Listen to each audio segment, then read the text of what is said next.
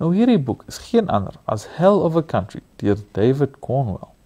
Nou, Hell of a Country deur David Cornwell is 'n fiksieverhaal wat gebou is op die werklike skermmoordsaak van die vroeë 1970s in Suid-Afrika.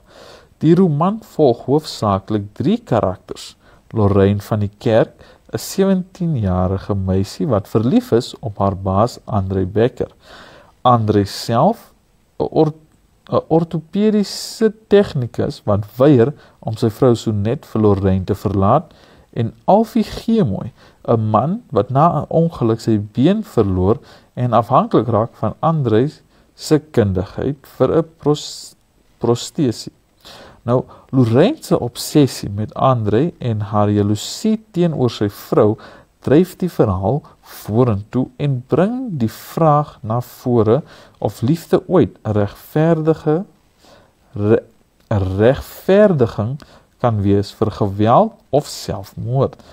Teen die agtergrond van apartheid Suid-Afrika belig die boek temas van begeerte, mag, ongelykheid en menslike swakhede.